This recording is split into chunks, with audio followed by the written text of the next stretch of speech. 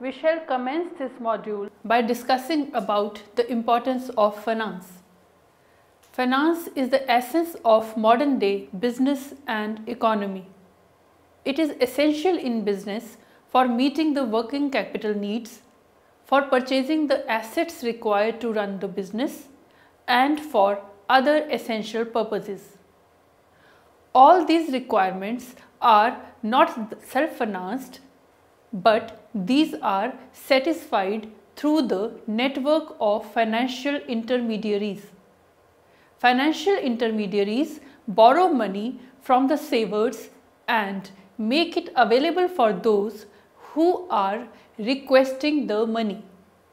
In this way, they serve as a link between borrowers and lenders.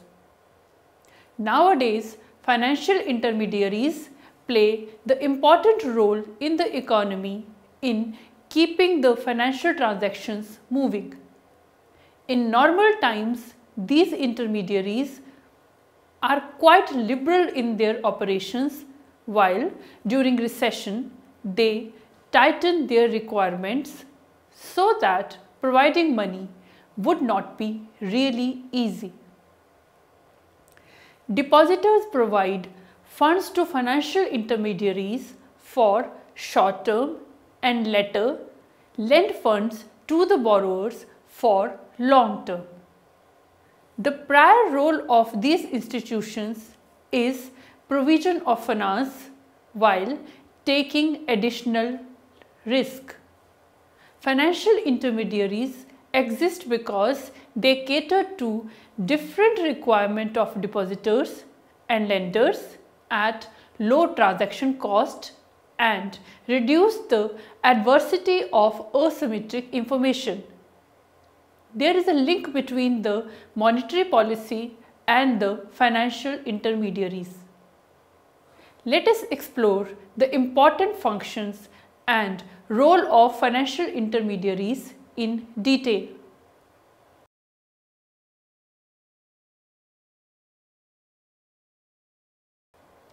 After studying this module, you shall be able to know the meaning of financial intermediation and financial intermediary, learn about different types of financial intermediaries, identify the functions of financial intermediaries, evaluate the role of financial intermediaries in the expansion of economy, and analyze the link between financial intermediation and monetary policy. Let us now understand the meaning of financial intermediaries. An economy is said to be in equilibrium when savings are equal to investment. There exist savers as well as investors in an economy. Investors are called as deficit spending units or DSUs since they are spending more than their income. Investment is also one of the component of expenditure. On the other hand, savers are called as surplus spending units SSU since they spend less than their income. Savers therefore fulfill the needs of investors. For channelizing these savings into investment, there arises a need of some means. There can be direct channelization under which savers directly transfer their savings to investors for investment purpose. This is called direct finance, and the example of direct finance include initial public offering, that is IPO, where company directly procure funds from public. However, direct finance is a risky venture since savers are not so expert in analyzing the financial credibility of investors. As direct finance is risky and somewhat expensive scheme, so majority of savers prefer to hire the services of intermediary for converting their savings into investment. These intermediaries accept deposits from the savers and distribute these funds to investors. The concept of intermediary between savers and investors is known as financial intermediation and is a form of indirect finance as against direct finance, since in this form savers channelize their savings to investors not directly but in an indirect way through financial intermediaries. An entity that acts as middlemen between two parties in a financial transaction is known as a financial intermediary. Financial intermediaries thus serve as a link between savers and investors. The theory of financial intermediation is based on commission. The financial intermediaries work with two types of interest rates. These interest rates are deposit rate and lending rate. Deposit rate is the rate of interest which is paid by financial intermediaries to savers on their deposits made with these financial intermediaries. In contrast, lending rate is the rate of interest which is charged by financial intermediaries from the investors whom have taken funds for investment purpose from the financial intermediaries. Lending rate is higher than deposit rate and commission earned by financial intermediary is calculated as the difference between lending rate and deposit rate. Commercial banks are the best known banking financial intermediaries. Apart from commercial banks, there exist other financial institutions such as investment banks, insurance companies, broker dealers, mutual funds and pension funds. Multiple benefits are offered by financial intermediaries to the customers, including safety, liquidity and economies of scale. They channel funds between borrowers and lenders, thereby improving social welfare by channeling resources to their most effective use. Financial intermediaries get profit in the form of the difference between the interest charged to the borrower and the interest earned by the lenders. In recent years, the financial system all over the world has undergone dramatic transformation. Financial markets such as stock and bond markets have grown in size and volumes traded. Besides, there has been financial innovation to a great extent, which includes introduction of new financial products such as securitized assets, as well as derivative instruments like swaps and complex options. New exchange for financial features, options and other derivative securities have arose and become dominant markets at the same time. Due to this, the importance of different types of intermediaries has undergone significant change. Mutual funds and pension funds have grown tremendously in scope, while the growth of insurance companies has not been up to the mark. Recent intermediaries like GE Capital have come up which raise money completely by issuing securities and not at all by deposits. In essence, it can be said that traditional intermediaries have declined in importance even as the sector itself has been expanding. And significant change in the activities of the intermediaries is the growth in the prominence of risk management activities undertaken by financial intermediaries. The alteration in the market breadth available for hedging risk has not led many individuals to manage financial risks at their own.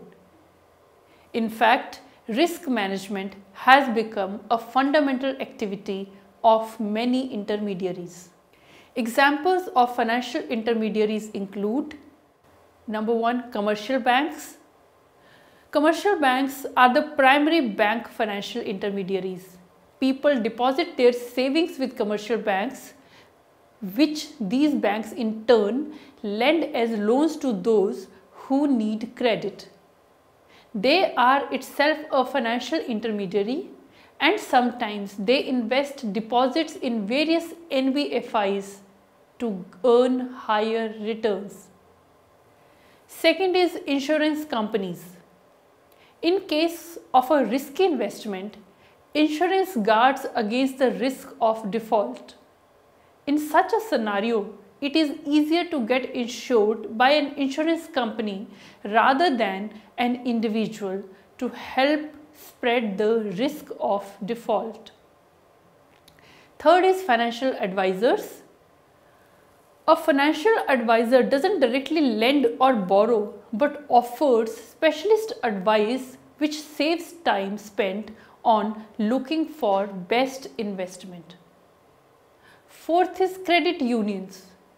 Credit unions are banks of informal types that furnish facilities for lending and depositing within a particular community. Fifth is mutual funds or investment trusts.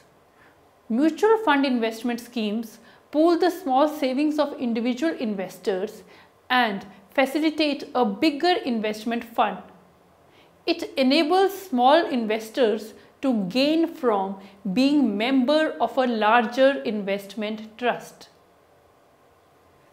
Sixth is development banks. These banks offer credit to serve the needs of a particular industry or sector in the economy for its development. Now, moving on to discuss the types of financial intermediaries. Financial intermediaries are basically of two types. First is bank financial intermediaries or BFIs, which include central bank and commercial banks.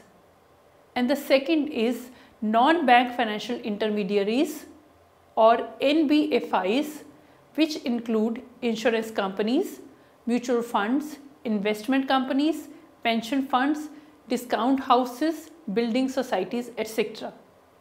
A major difference between the two is that while banks' liabilities, that is demand deposits, are widely accepted as a means of payment in settling debts, this is generally not the case with NBFIs. Sometimes banks invest their deposits with NBFIs to earn return on investment. NBFCs are commonly known as finance companies and are corporate bodies which concentrate mainly on lending activities in a well-defined area. The Reserve Bank of India Amendment Act 1997 defines an NBFC as a financial institution or non-banking institution which has its principal business of receiving deposits under any scheme or arranging and lending in any manner. In India, there is a wide unorganized sector catering to the financial needs of the country. This unorganized sector affects the working of the monetary policy in our economy. In India, the major players in the unorganized sector include moneylenders, indigenous bankers, chit funds, nidhis or mutual benefit funds, self-help groups, cooperative societies, etc. Financial intermediaries have a lot of variety across different countries. The typical financial intermediaries are, in Indian context, commercial banks, for example, State Bank of India, Citibank, ABN AMRO, HSBC, etc. Building society, for example, HDFC, HUDCO, etc. Development banks, for example, NABARD, SIDBI, IFCI, IDBI, etc. Credit unions, financial advisor or broker, insurance company like GIC, Lloyds, IFCO Tokyo, life insurance companies like LIC, mutual funds, for example, UTI, Morgan Stanley, Reliance Mutual Funds, etc. and pension funds like PPF, EPF, etc. Next, moving on to discuss the important functions of financial intermediaries. Financial intermediaries play an important economic function by facilitating a productive use of the community's surplus money. Financial intermediaries perform the basic function of transforming financial assets acquired through the market and constituting them into a different, more preferable type of asset which becomes their liabilities. The important functions of financial institutions are: number 1, pooling of resources from small savers. It is difficult to assume that borrowers and lenders with similar financial needs will coincide automatically. The different needs of buyers and sellers are matched effectively by the financial intermediaries. Financial intermediaries accept deposits in denominations that differ from those of loans they make. Through this, they remove the need for a coincidence of wants on the basis of size. Banks, for example, pool many small deposits and use this to make large loans. Insurance companies collect and invest many small premiums in order to pay fewer large claims. Mutual funds accept small investment amounts and pool them to buy large stock and bond portfolios. Every financial intermediary must attract many savers in order to have a larger pool of resources. Second main function is providing liquidity. Liquidity is a desirable property which refers to the ease and convenience with which an asset can be converted to a means of payment. Financial intermediaries facilitate transformation of various assets into means of payment through ATMs, checking accounts, debit cards, etc. For maintaining this, financial intermediaries must have smooth flow of funds so as to meet their obligations while profiting from the spread between long and short-term interest rates. Economies of scale allows intermediaries to do this at minimum cost. Third main function is diversification of risk. Diversification is a powerful tool in minimizing risk for a given level of return. Financial intermediaries help investors diversify their investment in such a way that they will not be able to at their own. Mutual funds pool the funds of many investors to purchase and manage a stock portfolio so that investors achieve stock market diversification for small sums also. Banks spread depositor funds over many types of loans, so the default of any one loan does not put depositor funds in trouble. Fourth is to facilitate portfolio creation. Portfolio is a collection of financial assets. This results in economies of scale and scope. Economies of scope arises because intermediaries are engaged in complementary activities, while economies of scale is the result of lower unit cost due to large scale operations. Fifth is reducing asymmetric information problem.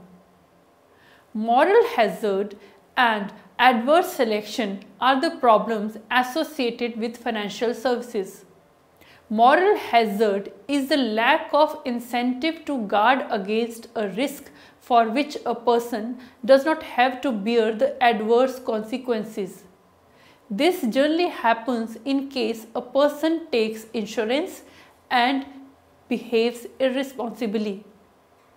Adverse selection happens when all the parties involved in the exchange are not having same and equal information.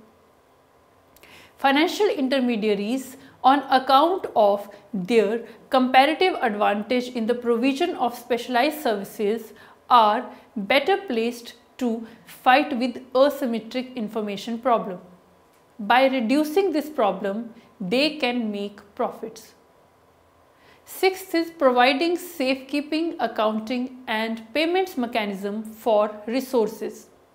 Banks are the safest place to keep money. Apart from this, banks keep the records of payments, deposits and withdrawals and the use of debit or credit cards and checks as payment mechanisms. Financial intermediaries can do all of this and much more cheaply on account of economies of scale in its operation. All of these services are standardized and automated on a larger scale, so per unit transaction costs are minimized. Next, we shall discuss about the role of financial intermediaries. The main role of financial intermediaries is in reducing transactions cost and the problem of asymmetric information in financial markets. Apart from these, financial intermediaries facilitate the transfer of risk and help in providing advisory services, thereby making the participation in capital markets easy by simplifying the dealings with the complex maze of assets and instruments. The role of financial intermediaries can be explained. First is, financial intermediaries help reduce poverty levels. Over time, the role of financial intermediaries has undergone a dramatic transformation. FIs keep themselves involved in finding innovative ways to provide financial services to the poor so that they can improve their productive capacity and quality of life. Most of the poor live in the rural areas and are engaged in agricultural activities with limited access to conventional credit and insurance markets. Most formal financial institutions do not serve the poor because of perceived high risks, high costs involved in small transactions, perceived low profitability, and probable inability to provide the physical collateral required by such institutions. FIs, by providing efficient microfinance to the poor, can help in enabling the poor to smoothen their consumption, manage risks better, gradually build assets, develop micro enterprises, enhance income earning capacity, and generally enjoy an improved quality of life. They also help in improved resource allocation, development of financial markets and system, and ultimately economic growth and development. Apart from this, they help in active participation of vulnerable sections in benefiting from development opportunities. Next, we will talk about pension funds as financial intermediaries bring about financial smoothing to people. Pension fund is a form of institutional investor which collects, pools and invests fund constituted by sponsors and beneficiaries to provide for future pension entitlements of beneficiaries. It provides a means for individuals to accumulate savings over their working life so as to finance their consumption needs in retirement. Pension funds boost the efficiency of the financial system by influencing the structure of securities markets. It helps to generate liquidity. It offers a mechanism for pooling of funds and subdivision of shares as they offer much lower costs of diversification by proportional ownership. Pension funds can also offer the possibility of investing in large denomination and indivisible assets such as property, which are unavailable to small investors. Pension funds also provide risk control directly to households via the form of retirement income insurance they provide. To assist in undertaking this risk control function, they diversify assets and also act in securities and derivatives market to hedge and control risk. Third main function of financial intermediaries is to act as resource providers. Financial intermediaries have an important role of a temporary resource provider when there is a time lag between the firm's factor payments and receipts from sale proceeds.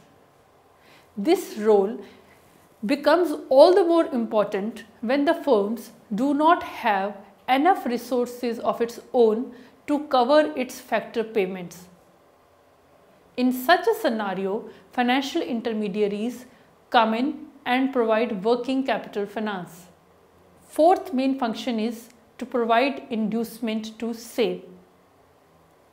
Bank and non-bank financial intermediaries play an important role in promoting savings in the country.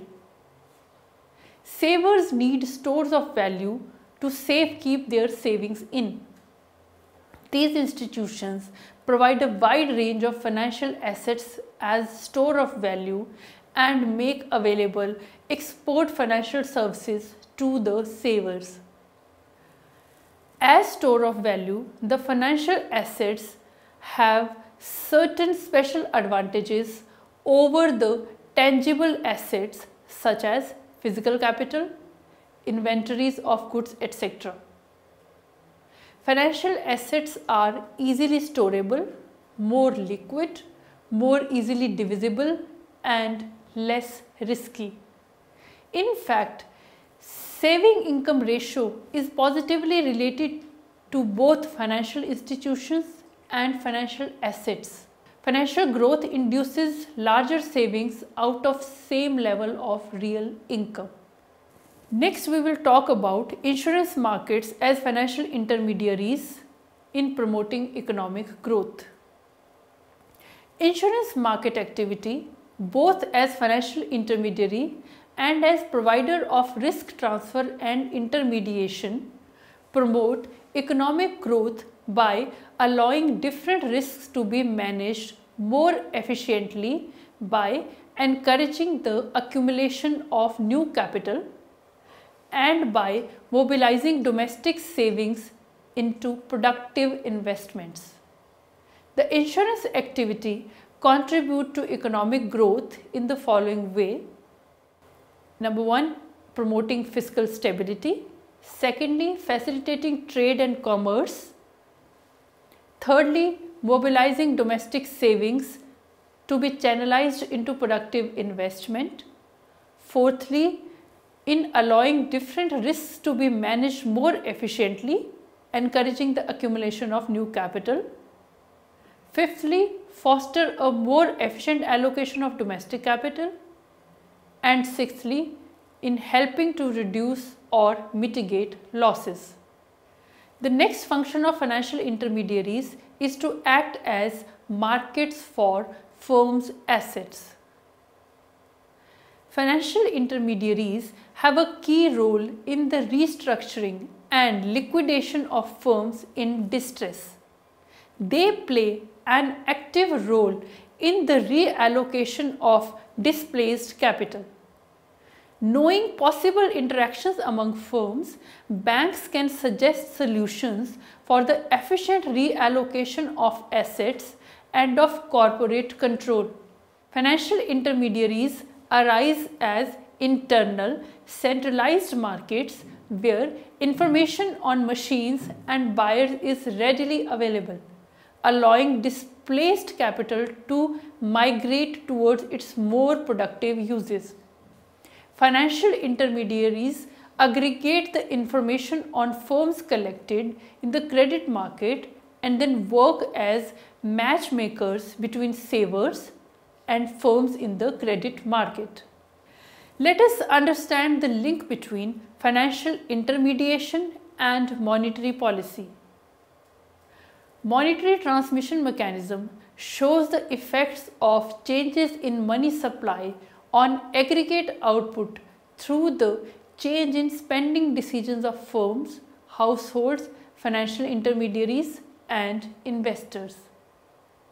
Monetary policy aims at influencing the stock of money supply and interest rate in the economy. For the monetary policy to be successful, policymakers must have the accurate assessment of saving investment process, capital market functioning, consumer portfolio, etc., for which the role of financial intermediaries is crucial. As financial intermediaries deal in financial claims, they know that a financial claim becomes attractive on account of its desirable features like security, exchangeability, and interest rate. This means that people can adjust portfolio of assets in response to change in the combination of these features. If interest rate rises as a result of monetary contraction, the exchangeability of financial claims will fall. Similarly, a higher interest rate will lead to a fall in the stock of money relative to national income, that is, a rise in the income velocity of circulation. This interdependence of structure of claims, levels of interest rate, and flow of money income leads to a link between financial intermediation on one hand and monetary policy interest rate on the other. Financial intermediaries like commercial banks can create credit and can act to the stock of money and the resulting money supply. Now, we will summarize what we have discussed in this module. Financial intermediaries mediate between entities with surplus funds and those who need these funds. In their role as a link between borrowers and savers, financial intermediaries create liquidity, reduce transaction costs, and minimize the asymmetric information problem prevalent in the financial markets. There are two types of financial intermediaries: bank and non-bank financial intermediaries.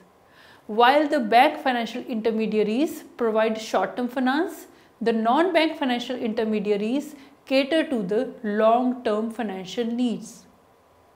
Financial intermediaries promote economic growth, help in reducing poverty, mobilize financial resources, and thereby bring about positive development in an economy. Over time, with financial developments, the role of financial intermediaries has been expanding and changing from the basic function of mobilizing savings and lending to more advanced functions like risk management, portfolio creation, etc. Banking financial intermediaries create money through the process of credit creation, thereby affecting the stock of money and the effectiveness of monetary policy. There is a two-way link between financial intermediaries and the monetary policy of the central bank.